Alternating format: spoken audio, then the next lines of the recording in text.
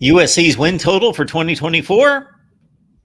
Get your mind churning, look up the schedule, and we will be asking you to leave your thoughts and your number as we end May here pretty soon. So plenty of time to think about it, but it's always fun to toss around win totals, and FanDuel has done that for us here in the last couple of days. Talking Trojans football, of course, right here at Trojan at Conquest, live right here at the Voice of College Football. Matt Zemek standing by, as always.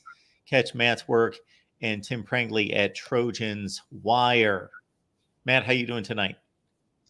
I'm doing well, and we'll definitely dive into these win totals. Another thing that we didn't discuss before we came on air is this report out of WRAL in North Carolina about the University of North Carolina wanting to leave the ACC. And if North Carolina leaves the ACC, what that means for realignment. So we can get to that one in a little bit. But yeah, today, the people, the other Big Ten site editors, and really the other just site editors, period, at the College Wire Network. I mean, the discussion topic was, FanDuel's out with over-unders. And this is the time of year to discuss the over-under win totals.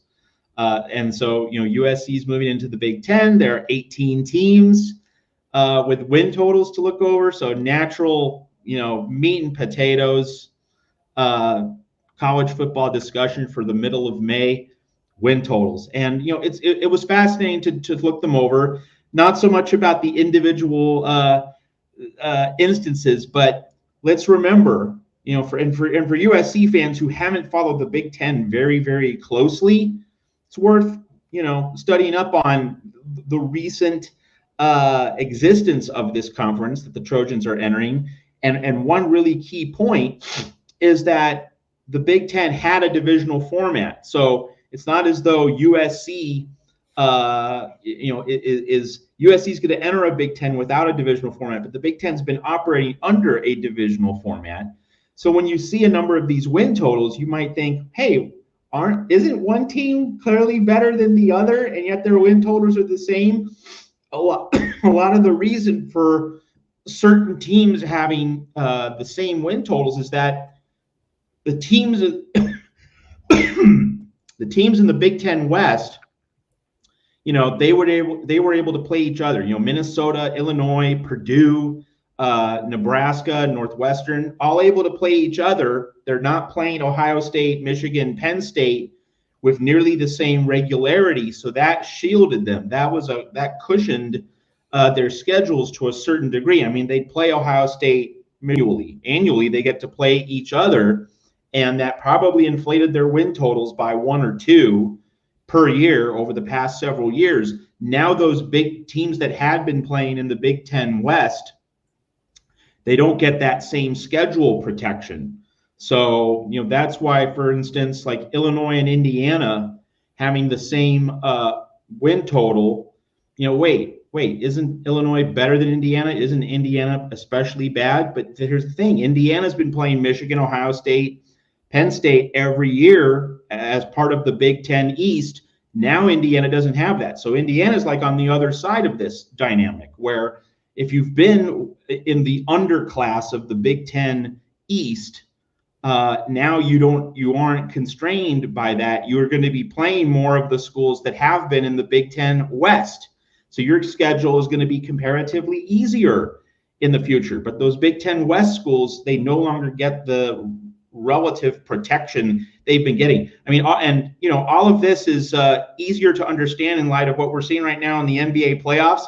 The Celtics just have this primrose path through the East. They aren't playing any of these teams in the loaded Western Conference, and so it's really the same kind of discussion where, if you get siloed into a particular division that's either really weak or really strong, that's either winning or losing the lottery. But with the Big Ten getting rid of divisions and going to a more balanced schedule, the teams that have been in the Big Ten West going to have a harder path. Teams that are in the lower half of the Big Ten East, Indiana, Maryland, Rutgers, they're going to have an easier time of it. So One notable over under, Rutgers 6.5. So like Rutgers has a higher win total than Illinois, Indiana, a number of other teams, and Illinois' win total is a bowl game.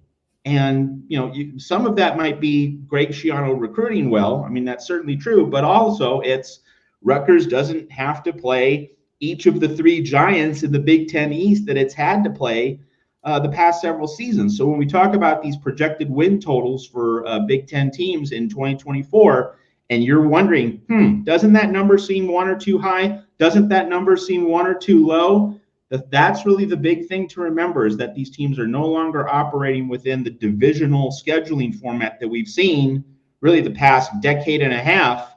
It's now a more balanced schedule. And so certain teams are going to benefit and certain teams are going to get hit as a result of that change.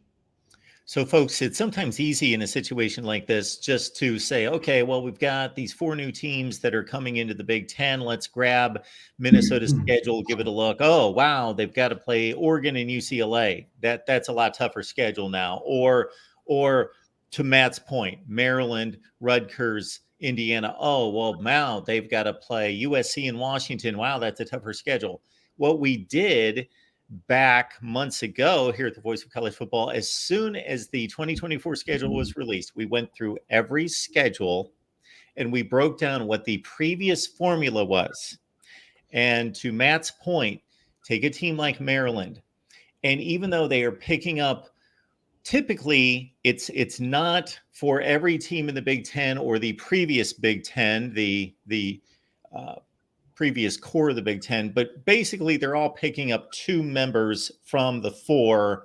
That's almost true to every school in the existing Big Ten, that they're picking up 2 of the 4 here in 2024. And what you do, we went through each one. We went formulaic because we removed all the light games that are the same. Okay, if you're Iowa, you're still playing Minnesota, Wisconsin, and Nebraska because those are your permanent games that have been assigned by the Big Ten as your rivals. So clear those off the deck. And then we made the comparisons from there.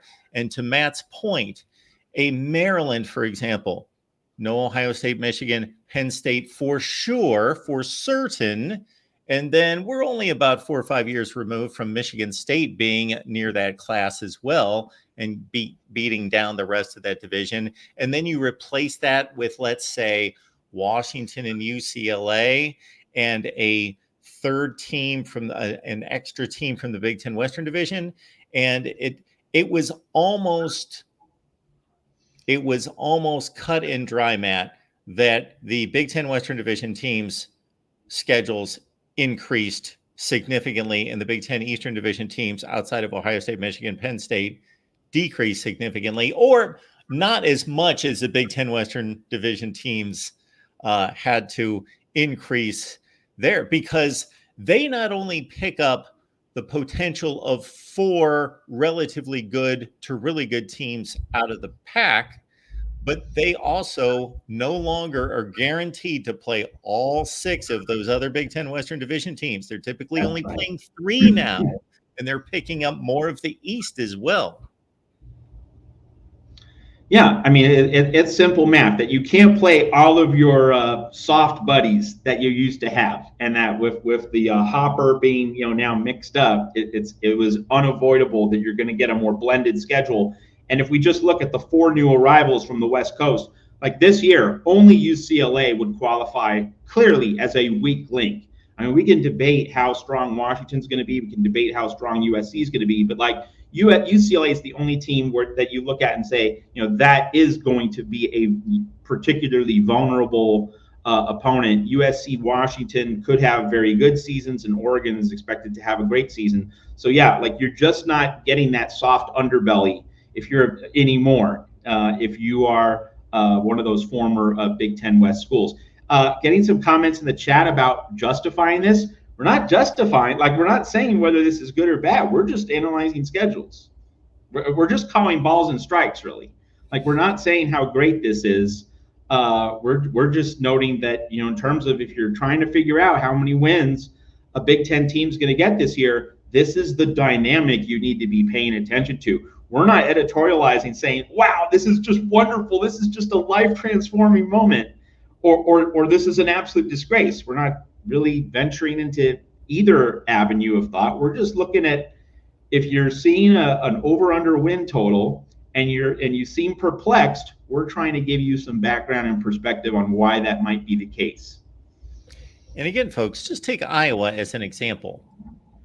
They are designated now by the Big Ten to keep their rivalries each and every season with Wisconsin, Minnesota, and Nebraska. I know that doesn't sound like a murderer's row, but I think if all of us who know Big Ten football would project what three schools would you want or least want to play out of the old Big Ten Western Division, those three schools, especially Wisconsin and Nebraska, have ceiling. There is upward mobility there, as opposed to, for Iowa, there is no longer a guarantee of playing Purdue, Northwestern, and Illinois every season.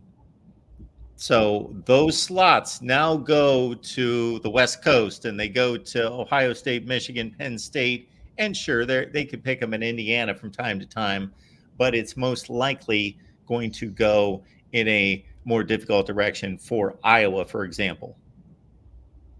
Yep, absolutely. So in terms of digging into these win totals, the one that really caught my eye, Mark, is Penn State at 9.5, 9.5. I mean, Penn State has to play, the big boys, and Penn State has to go to USC.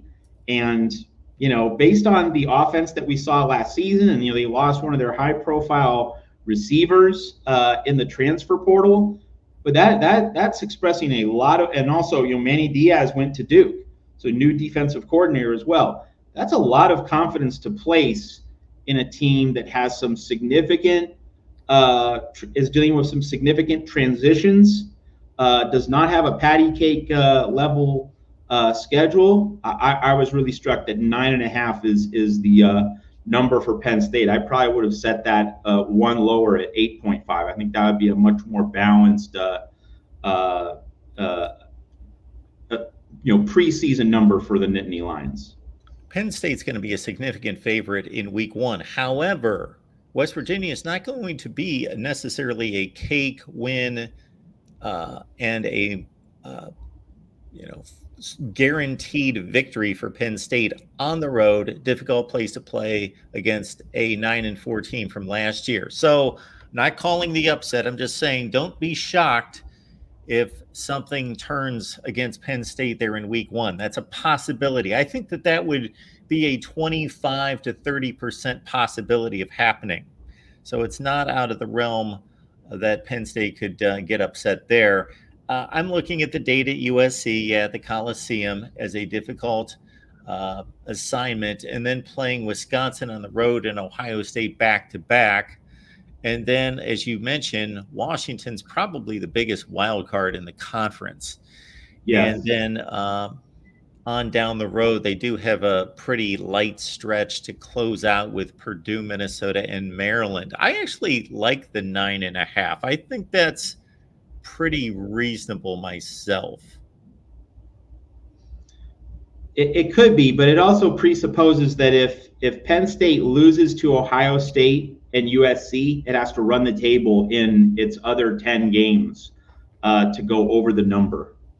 So like that's where I come from with the Penn State number, that the margins actually are pretty small. I think Ohio State is a very, very likely loss on the schedule. And I would say right now, maybe you could call USC a 50-50 game. I'd kind of lean a little bit toward USC, if only because one and a half months into the season, mid-October, that USC's defense, if there are any weaknesses that need to be ironed out, by that point in time, the Trojans should have their footing on defense. And it's also probably going to be the best attended non-Notre Dame home game for USC this season. So I'd kind of lean toward USC there. And maybe that colors my thinking, that if they're going to lose to USC, and I definitely think they're going to lose to Ohio State, it goes back to, well, they have to be 10-0 in the other 10 games to go over the number. So that's really where I come from on Penn State.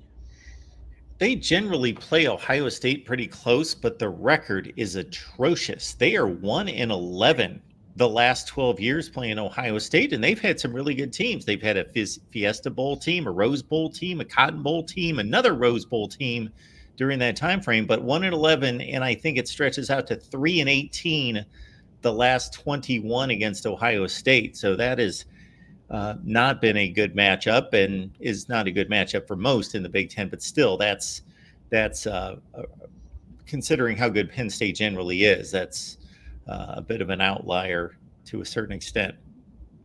Yeah, Uncle Rico thinks that I didn't watch them outside of Ohio State and Michigan. Well, I did watch Drew Aller struggle for much of the 2023 season. And maybe this is a year in which he makes a significant leap, but Penn State played some pretty ugly ball in games other than Michigan and Ohio State. Like it was not pretty. It's not as though they were a juggernaut in 10 games and then, they came up against Ohio State and Michigan. Like they struggled against Indiana last year.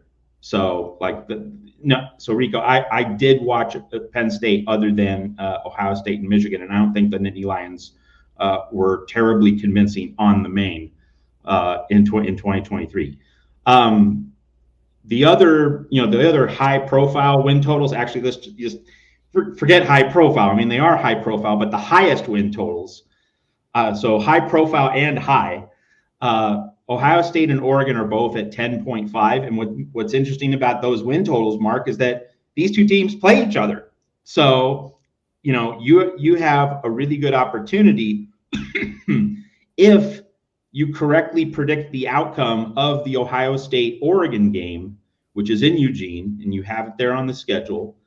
If you correctly predict the outcome of that game, you have a chance to really perhaps get one of Oregon and Ohio State with the over and one of them with the under, and you make the over and the under contingent on which team you expect to win that Ohio State Oregon game head to head. But if you want to be really adventurous, you could say, I think Oregon's going to beat Ohio State head to head, but I think Ohio State's going to go 11-0 in its non-Oregon games, and both teams wind up with the over. So that is a very interesting, interconnected set of propositions for you to consider. Is it just going to be a straight up case where loser of Ohio State Oregon goes under the 10.5 number, or can both teams actually still finish above the number, not just the winner, but also the loser running the table in every game other than that Ohio State Oregon showdown?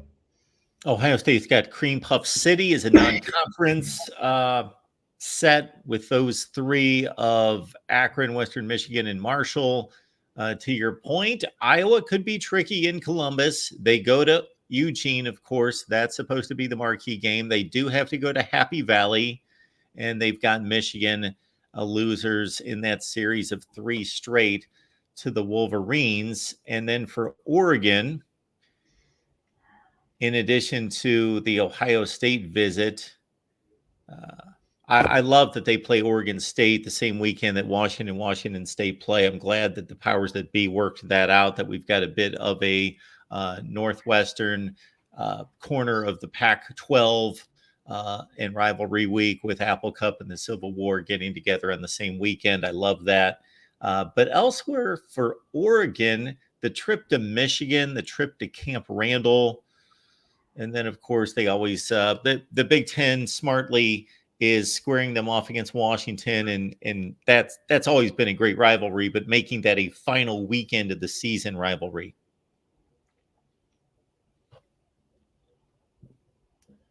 And it's worth retracing the point that Washington really is the biggest wild card in the conference, and I think that Washington is the biggest wild card because when Jedd Fisch went to Seattle, when he left Arizona, he got some of his players, but he didn't get the crown jewels, right? He didn't get Noah Fafita and Tetroya McMillan, the elite quarterback receiver combination. So they're staying in Tucson, and that's why Arizona is a legitimate contender in the new look Big 12, which won't have Texas and Oklahoma.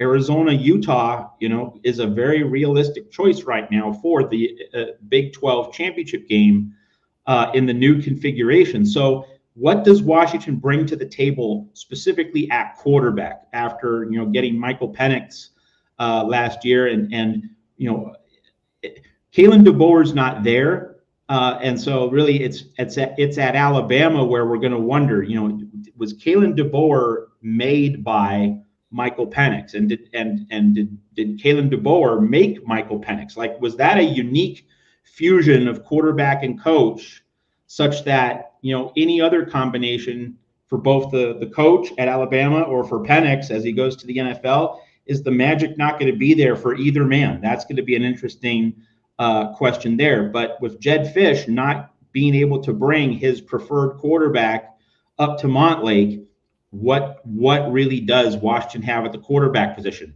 And I'm not saying it's bad. I'm just saying it's a mystery. It's really uncertain. And Washington, by the way, the win total there, 7.5. And that does reflect a considerable amount of skepticism about Washington's offense in the post-Penix era. It's not just a reflection of all the NFL draft talent that Washington lost from last year's national runner-up roster. It's also that, do they have the guys in place? We don't really know. And Washington is therefore mysterious in ways that, one could compare to USC, with Miller Moss coming off the great Holiday Bowl. But once again, does a great Holiday Bowl with 6 touchdown passes, does that mean that 2024 is going to be a big year for him? And many people at USC think so. I would call myself cautiously optimistic, but I'm not like bullish, buy all the stock. I'm not quite at that level, but I would say I'm cautiously optimistic that Miller Moss can do a good job within Lincoln Riley's system, throwing check downs, not trying to be Superman the way Caleb Williams was, staying within the offense. And it's going to be interesting to see how that works out at USC. But yeah, when you go through a lot of Big Ten schedules, playing Washington, like, that's going to hit in different ways for a lot of different teams. Like, is it good that you're playing Washington this year, or is it not? We don't know. And that definitely lends a lot of added drama to these projected win totals that we're all talking about right now. Yeah, I am not Mr. Over-Under win totals guy. So I will be making some win total selections at some point in the summer. But folks, for merely entertainment purposes only, this is not my thing. I'm not a handicapper. I'm not an odds maker. I do it for fun. Do I do a decent job? Yeah, I can't tell you for sure. I've not necessarily kept track of it, but I did for a couple of years and did fairly well. But in no way am I that guy. The one thing that I have noticed, Matt, is that generally, if you understand the betting odds out there, and some people will be way above this level of explanation 101, others, you have no idea what I'm talking about, but you will see the number frequently next to a wager of a football game or a wins total that says minus 110. So typically what Vegas does in a matchup of, let's take, for example, USC and UCLA, and USC is a touchdown favorite. Well, that point spread is basically evening out the odds of selecting that game correctly one way or the other. And you usually minus 110 means you have to play $110 to win $100 back. Therefore, you can do the math and see that Vegas takes its roughly 10% cut. But I've noticed with these win totals, Matt, when they were all released earlier by DraftKings and some other services, that they very much leaned these heavily in one direction. So Ohio State might be 10.5, but they pretty much let you know, we think they're going 11-1. So we're paying off 10-2 big. So if you really want to take that gamble on that, you're gonna win big on the 10-2. You're not going to win so much. So they know what they're doing, obviously. But I noticed that with most of them, that they weren't even money selections. Yeah, that's true. And we didn't publish that in our article. Like, I don't like getting too deep into, posting betting information.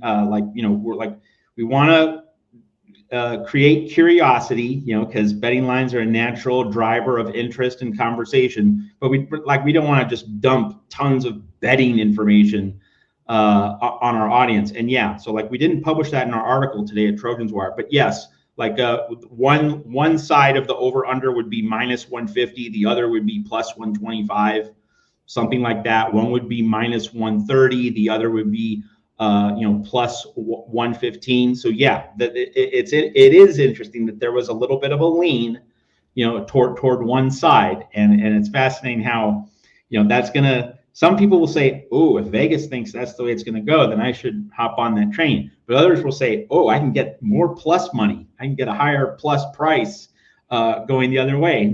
Classic bettor's dilemma. So yeah, it's very interesting to contemplate that. That's well spotted by you. All right, so to round out this discussion about win totals, let's close with the most important one, USC. USC is at 7.5. And we just talked about Washington being at 7.5. And Washington being mysterious, including at the quarterback position. So as I just said, Miller Moss at USC, that is a mystery as well. And there are also, of course, natural questions about the defense. How's it all going to look? How's it all going to come together? Can D'Anton Lynn do for the Trojans what he did for the UCLA Bruins last year? And I want to highlight Gary from Dana Point. And Gary has been active in the chat tonight. And Gary asked me, I think it was a week ago, might have been a week and a half ago. He asked me, with USC not getting these defensive tackles in the transfer portal, and that's also been a big point of discussion in the chat tonight here at the Voice of College Football. Is USC going to have to win shootouts? Gary wondered about that. And for anyone who didn't hear my answer the last time I answered Gary from Dana Point's question, it's worth discussing that again, because there's been no fresh movement. There's been no big splash from USC in the transfer portal this past week, at least in terms of getting defensive tackles. So to reiterate, if you missed my answer, I'll give it again now, that I think that the way forward for USC, assuming it can't get that difference-making defensive tackle in the portal, it's not going to be so much having to score 35 or 40. It's going to be how much can we control the ball each game. I think that's going to be the pivot point for Lincoln Riley, is that you don't want the defense, because it's thin, because it doesn't have enough depth, you just can't keep that defense on the field very long. Now, if USC can play games in which it's regularly getting 35, 36, 37 minutes time of possession, the defense, if it's asked to play just 23 to 25 minutes per game, probably could be pretty good, and will be less subject to attrition and all the negative forces that could really imperil this USC season. If the offense can control the ball mid to upper 30s in terms of minutes per game, then I can still see this season really working out well. But if the Trojans can't control the ball, they can't at least get to 33, 34 minutes. It's going to be tough. It's going to be tough to ask the defense to play a lot of snaps every week. That's how it's going to get ground down. And so USC needs to not only have a more conservative mix, play selection mix, but also run the play clock inside 10 seconds, if not 5, on any live clock plays, and start in the first quarter. It's not just wait until you have a 14-point lead in the third quarter. We'd love to be in that situation, but don't wait. Do it in the first quarter. This is a game-long project to hit 35, 36 minutes time of possession. So that's where I think USC, if there is an adjustment to not having the level of defensive depth that this coaching staff expected, that's the pivot point. It's not try and score 40. That's something you try to do with Caleb Williams, #1 pick in the NFL draft. Miller Moss, it isn't the same, and it shouldn't be the same. This should be much more ball control, grind the clock, Maximize milking the play clock as well. Let's get into 8-minute drives. Let's get 7-minute drives, 13 plays, 75, 80 yards. That I think is going to be the main adjustment. And does Lincoln Riley, this mad scientist, in many ways the spiritual successor to Steve Spurrier in terms of like just a chalkboard genius who loves drawing up those ball plays in the dirt, can Lincoln Riley find ways to kind of restrain himself? Pick your spot once in a while when you need 7 points in crunch time. Fine, that's when you go use the gadget play like the one he used with Zachariah Branch against Washington to get a touchdown. Can he be very, very selective in terms of those kinds of instances, but for the most part, use a very short, horizontal kind of offense, and to use Hank Stram's phrase, matriculate the ball down the field? Can Lincoln Riley become Hank Stram, 1969, 1970, at this USC season? It's gonna be fascinating to see if Lincoln Riley.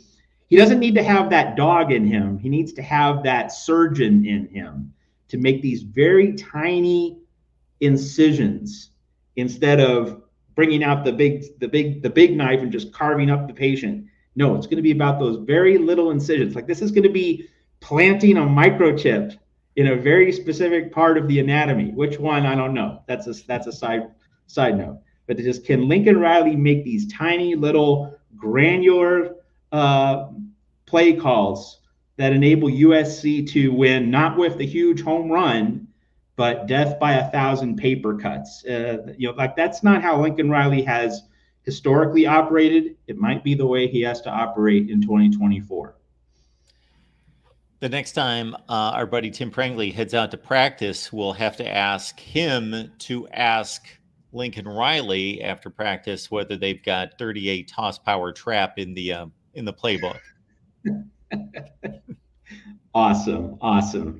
So NFL films, nectar of the gods, right there. That's right.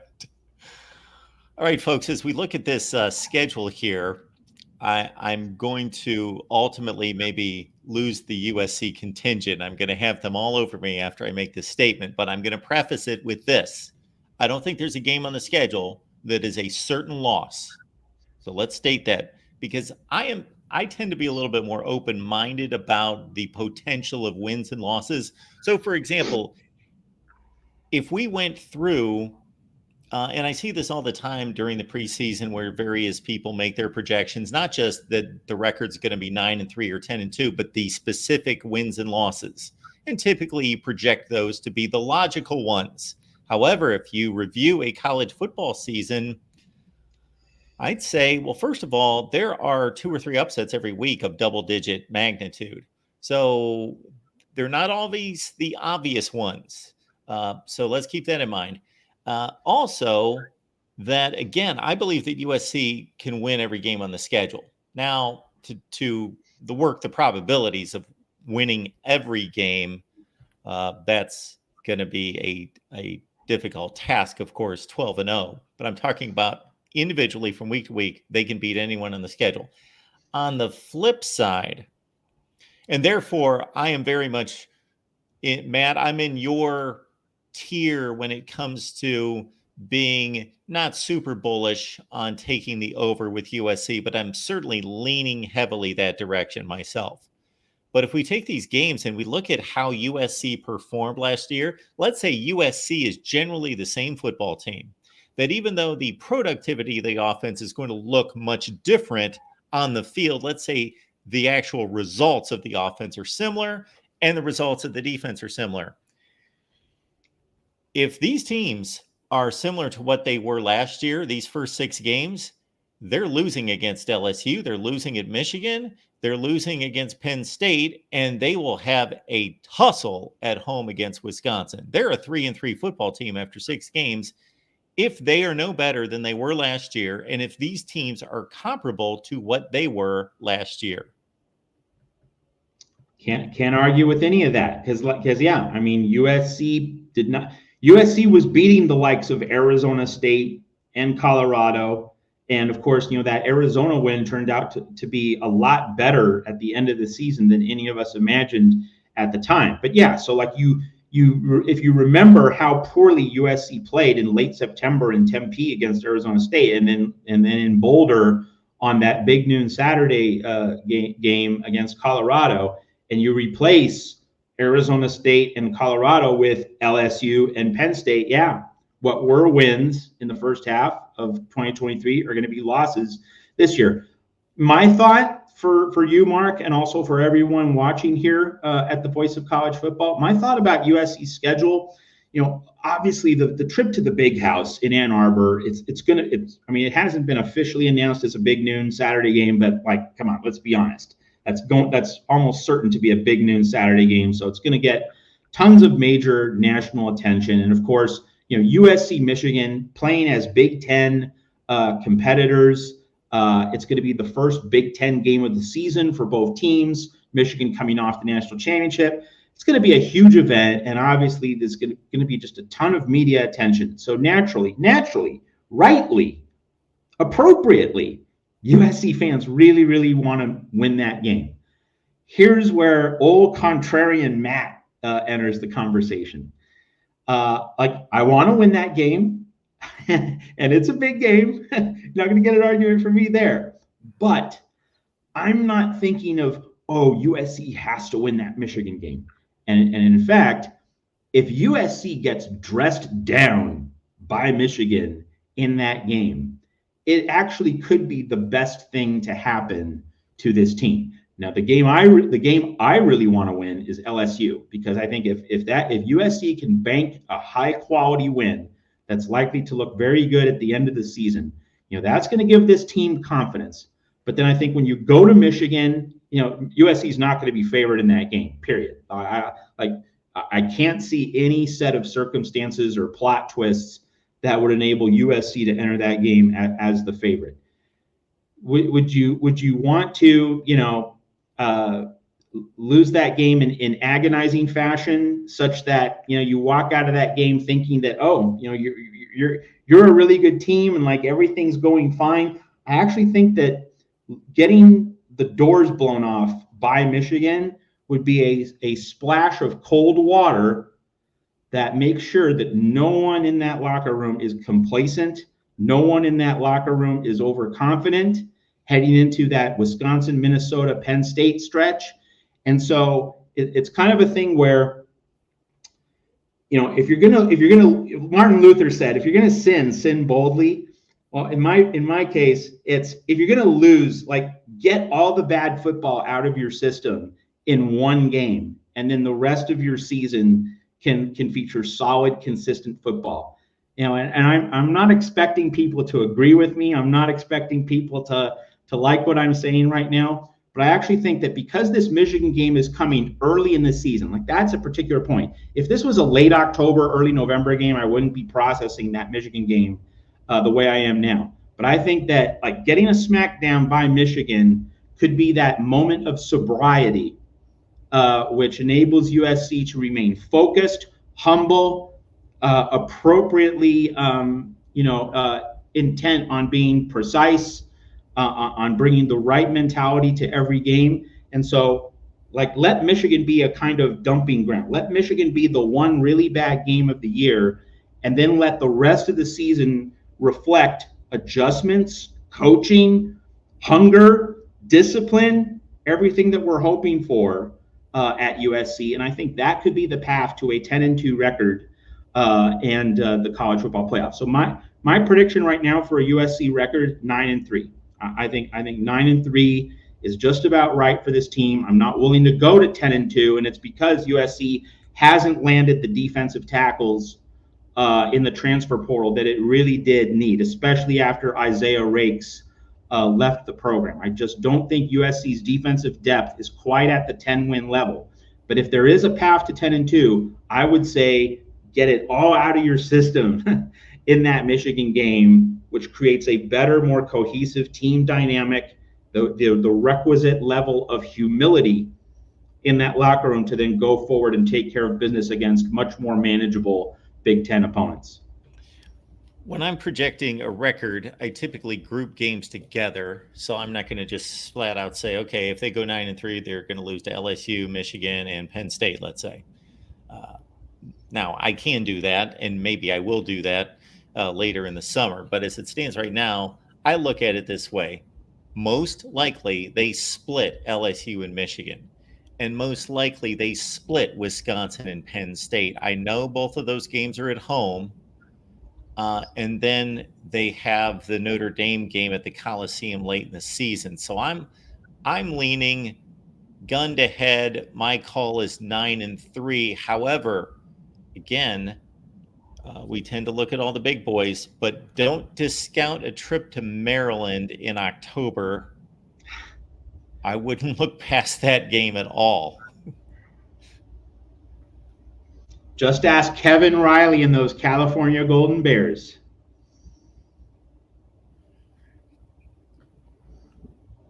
For those Pac-10, for those Pac-10 historians in the crowd, yeah, under Jeff Tedford, Cal played a noon game, 9 a.m. A body clock game. Yeah. You and I have talked about Stanford Northwestern in 2015. Sure. Stanford didn't handle the body clock game. Well, Cal didn't handle a body clock trip to College Park under Tedford.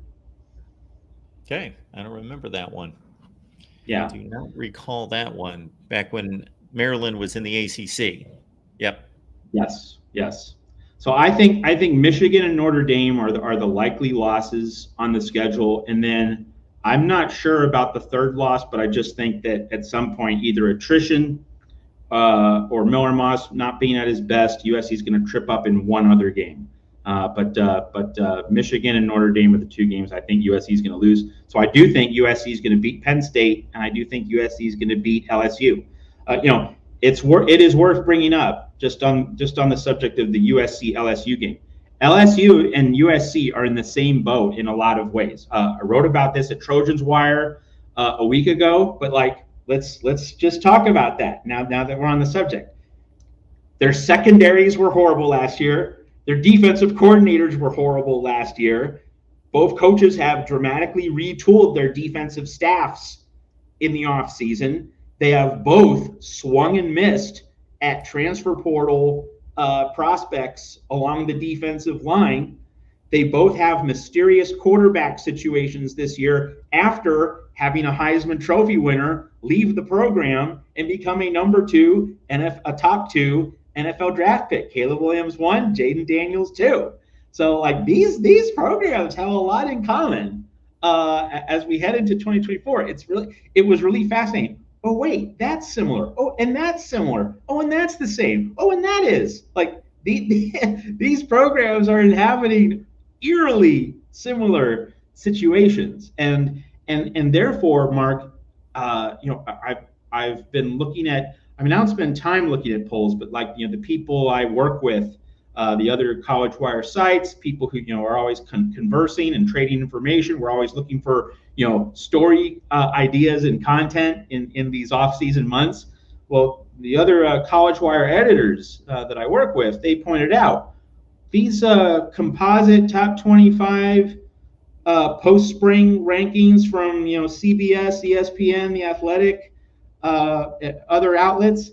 LSU is close to the top 10 in multiple post-spring top 25s, and USC is not in a top 25.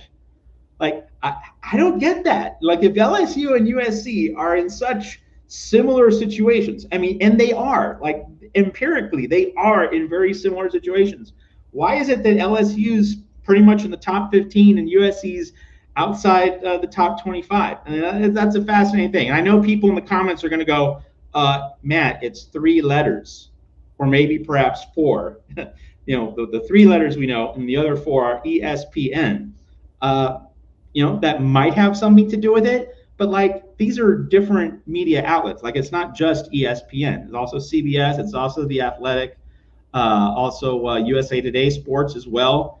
It is a bit of a puzzler that LSU, just in terms of ranking, and I know this doesn't mean that LSU is going to win the game, but it's just fascinating that two teams can be in such similar situations, and yet there's a significant gap in national perception based on the post-spring football offseason rankings.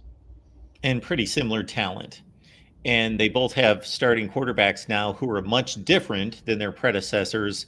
And they have two starting quarterbacks in LSU with Garrett Nussmeier and, of course, Miller Moss, who had auditions in postseason play and performed extremely well. And I have pretty strong confidence that they're both going to be very capable quarterbacks, close to the top of the line. Not all Americans, not Heisman Trophy candidates necessarily, but very good, productive quarterbacks for each respective team. And they're very similar in talent level as well in regards to the entire rosters and the starting lineups on both sides with USC and LSU.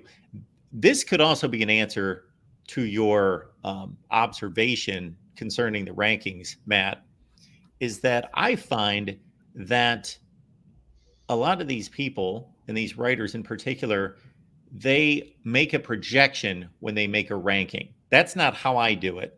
When I release a top 25 at the beginning of the season, even before they play, now once they play, it's all based on the results, and the results are king. But before, if I'm asked to and I deliver a top 25, I do it based solely on how good I think the teams are. I believe number one is the best team in the country. Number two is the second best team in the country, and on down the line. I'm not looking at schedules trying to make a prediction to say, oh, this team's loaded. They're really good, but oh, look at that murderer's schedule. They're going to go 9-3. And so they're the fourth best team in the country, but I'm going to drop them to 12. Or, look at this light schedule. This is a cakewalk. This team's really not that good, but man, they're going to make their way to 10-2 because I don't do it like that. I rank the teams where I believe they should be placed, and I allow the games then to unfold and tell us where they should be ranked based on the results.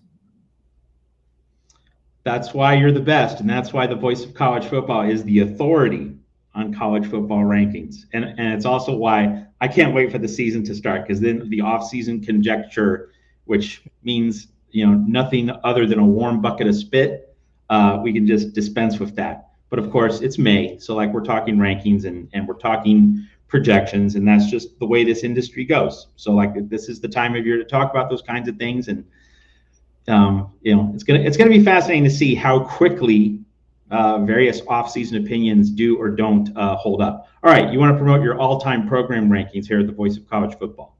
Yeah, it seemed like the right time to do that. And so, Matt, I appreciate your confidence in me and my rankings. So when it comes to these all-time program rankings, we released the SEC today. So folks, check that out. We have released all the conferences except the Big Ten. We are leaving the Big Ten for last. And we are including USC with the Pac-12, putting a final seal on the Pac-12, but also including them with the Big Ten. And people questioned me, why would you include USC? Well, it's not a comparison of what they've accomplished within the conference because they've not been a member of the Big Ten, but we're including the 4 schools from the Pac-12 just so as a barometer. More information is always good, folks, to compare those programs to see how good have these programs been. And now that we are placing them against these Big Ten members, let's just do a comparison. We're not saying that the winning percentage is, let's understand throughout history with all these conferences, there are teams exiting and entering all over the place. So none of that is accounted for throughout the history of these conferences. So why wouldn't I also do this concerning what we've got here with USC entering the Big Ten? So check out the all-time program rankings, folks, because we go through winning percentage. We go through college football playoff era record. We go through. Good to have you back with us, Matt. Matt, I challenge people out there. I'm not saying we've got the best system or a perfect system or anything like that. I do think it's really good and it's comprehensive and it's a one-man database here, folks. So let's understand that as well. But folks, if you can bring us a ranking system out there that is more comprehensive than looking at all-time winning percentage, post-1970 winning percentage, 21st century winning percentage, college football playoff era winning percentage, bowl wins, major bowl wins, NFL draft selections, first round selections, consensus All-Americans, Heisman Trophy winners, winners of all the major awards, both sides of the football, all the positions, conference championships, and national championships, and also conference championship percentage, meaning a breakdown of how many championships you've won in the conference compared to the number of years you've played in the conference, so we can fairly evaluate your level of championship play within the conference. All is included. On a rivalry note, Matt, UCLA, we had this conversation, folks, today with Tony Siracusa from Last Word on College Football, and because of some recording situations there, it was not able to be released, but it will be released first thing in the morning. And UCLA is going to hear from the Board of Regents this week because it's been recommended by Cal President Michael Drake to hand UCLA a $10 million fine or payment of sorts to Cal Berkeley for 6 years with the move to the Big Ten. Okay, and we're calling this payment calumony. It's just the absolute perfect name for that. Calumony. UCLA has to pay calumony for divorcing the Pac-12. So the argument on the side of the Board of Regents is that, number one, that they were not told, they were not given notice of UCLA's move out of the Pac-12, number one, and number two, that it's, damaged Cal Berkeley in particular and the rest of the Pac-12, and was in part, the demise of the Pac-12. So we will get the final say on that. Tony Siracusa recommends that UCLA just ignore it, and gave a number of good reasons why they should be able to win a court battle against the Board of Regents. So just a rivalry note there, folks. UCLA versus the Cal Board of Regents. Okay, Adam Lamparello, great supporter of the show, very generous contributor to the USC channel here at the Voice of College Football. Adam, why would you say that this calumny thing is ridiculous? And I say that to you because this calumny payment is in part a response to Cal not getting anything close to a full revenue share in the ACC. The UC Board of Regents is looking at the revenue shortfall at Berkeley and is saying, hey, Cal's taking a reduced rate to join the ACC. Like Cal just needed a lifeboat, as did Stanford. Cal more so, because Cal's in much worse financial shape than Stanford is. But the $10 million that the UC Board of Regents is recommending, and this vote is on Tuesday, May 14th, by the way. That's when the board votes to approve the proposal. And it's the president of the Board of Regents likely would not have put forward this vote if he didn't already have the votes, right? You don't put forth a vote if you don't think you have the votes. So this is very likely to go through. So, and if you're watching the show later in the week, the vote was Tuesday, so it might have already been approved. Anyway, the $10 million, as opposed to, that was viewed as the ceiling, $2 million was viewed as the floor. The $10 million is largely because Cal's not going to get that much revenue up front in its first years with the ACC. So, Adam, I know you hate USC in the Big Ten. I know you hate the West Coast schools in the Big Ten. This calumony payment is great. You should be loving this calumony situation, Adam, because it makes UCLA look bad, and it makes the math for UCLA look bad. UCLA having to pay $10 million per year. This would be per year through 2030. All right, so the next 6 years, that is going to really cut into UCLA's projected revenue.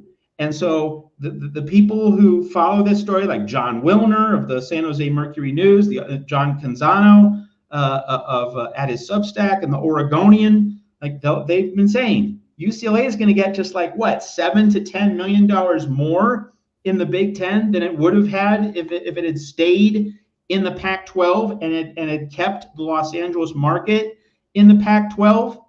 So this humiliates UCLA, but also what it also does, because this penalty is connected to Cal's move to the ACC. Big story today, folks, in the world of college sports, and specifically college sports realignment. WRAL in North Carolina is reporting that the University of North Carolina Board of Trustees is strongly considering leaving the ACC, or at least wants there to be a significantly different configuration of the ACC. That's huge. And so if the ACC gets blown up, and of course, if North Carolina leaves the ACC, that's it for the ACC. The ACC is not surviving the exodus of North Carolina. That is the hub. That's like the nerve center of the whole conference, which is headquartered in Charlotte. They play their tournament in Greensboro, basketball tournament in Greensboro most years. ACC will not survive if North Carolina leaves. And so, Adam, to kind of draw all these things together, if the ACC dies right after the Pac-12 dies, and you have Cal and Stanford having just joined the ACC, to just leave the sinking ship that was the Pac-12, and then now they're going to be homeless again, that is going to create a discussion in college sports, which, what the end game exactly looks like, we don't know. But here's a possibility, Adam, and everyone else watching here at the Voice of College Football. There's a possibility that, the ACC basically just joins either the SEC or the Big Ten. And so basically the SEC and the Big Ten have, basically everyone who's not in the Big 12 will either go to the SEC or the Big Ten. And from that, okay, so these conferences might have 24, 28 teams, obviously unwieldy. But what does that do? What does that do? Or at least what does it allow for the possibility of happening? You can have a Big Ten that basically becomes two halves. So let's say you have like a 24-member Big Ten. Guess what the divisions would look like in that kind of Big Ten? You could have the Big Ten division, and you could have another division. I'm going to call it the Pac-12. How about that? Like, you would basically get two conferences that are so expansive. All right, the SEC and Big Ten on steroids with 24, 26 schools, with the ACC teams, splintering in much the way that the Pac-12 schools splintered. You would have these mega conferences, but basically that is the gateway, Adam, toward essentially recreating the Pac-12, which is what traditionalists such as you, such as myself, want.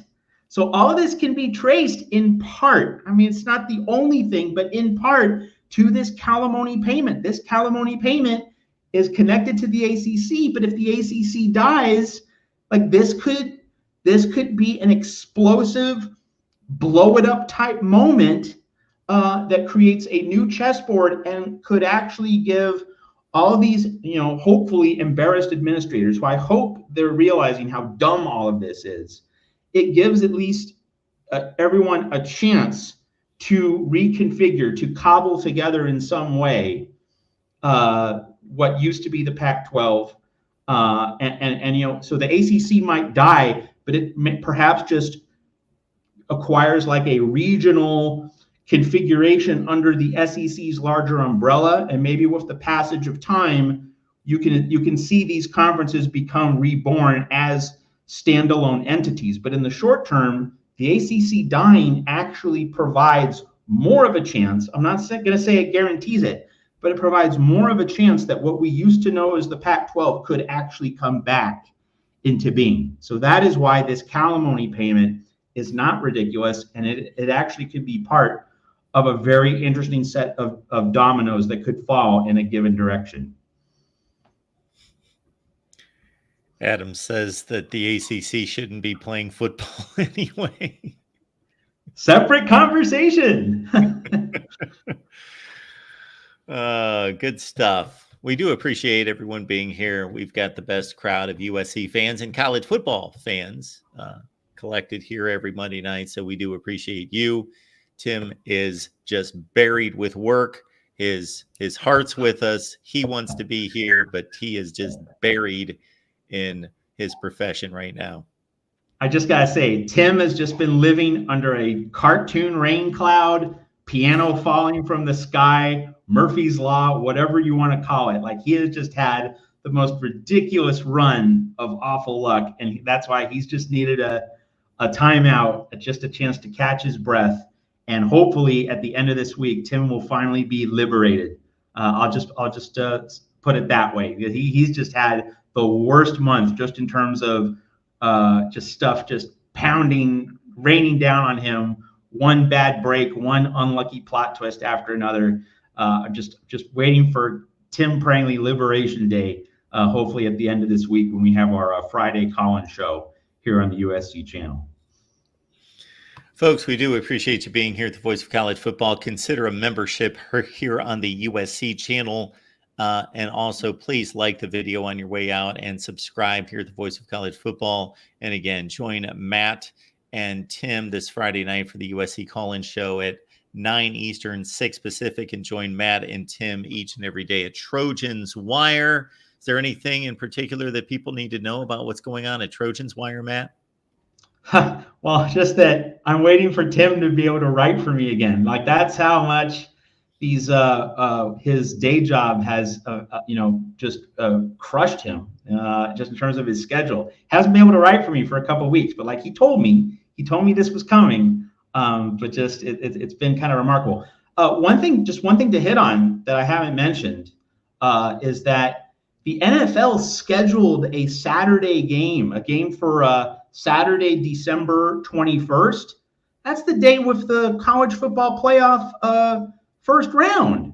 I mean, really, like, why can't the NFL and college football work together to get out of each other's way and accommodate each other? I mean, that is absolutely ridiculous. I believe it's either an NBC game or a Peacock game that the NFL announced earlier today, Monday, May 13th. They're going to plan it on a Saturday, the same day as the college football playoff first round. And that is just an absolute joke. Like, the NFL couldn't just stay out of the way for that one Saturday. Absolutely ridiculous. And, like, Mark, we've had conversations about the interworkings of the NFL and college football. And I've said in the past, and like, it's not as though anything can be done about it now, but I've said in the past, when you have one of those really bad NFL late windows with, like, Cardinals, Raiders, and let's say, the Raiders haven't been very good. So, like, Raiders, Chargers hasn't been a very good game. Or let's also take, like, Titans, Broncos, in Denver. Just absolute, slop in that late window. Pac-12 should not have been afraid to plan a football game in there, in that, like, a 6 Eastern, 5:30 Eastern, out in Arizona. You'll get a big audience for a college football game. Who cares about the NFL? And yet, it seems as though the NFL is always finding a way to trample on college football, to rain on its parade. And this latest episode, having an NFL game on the first Saturday with first round games in the new 12-team playoff era, just, this is the NFL saying, we're the king, we can do whatever we want, and you peasants just have to shut up and like it. It's really, really offensive and off-putting, to say the least. Yeah, there's really no reason to do that. The consumer is you. It's the fans. And the best solution and the best decision for the fans is there are a lot of crossover between college football and NFL fans, and just stay out of the best time for college football. And that would be serving the consumer base, the fans, the customers. But no, they want to make a point, and they want to see what kind of ratings they could draw away from college football, and they're going to be significant. So yeah, I don't like to hear that as well. Yeah. So on that cheerful note. And on this cheerful note, the next time you will see me will be bright-eyed and bushy-tailed at 8 a.m. Eastern time tomorrow morning for our Good Morning College Football show, Wake Up College Football Live. So you will see me making breakfast, talking college football with all of you. That's at 8 a.m., 5 on the West Coast. And our Iowa and Nebraska shows are on tap for Tuesday.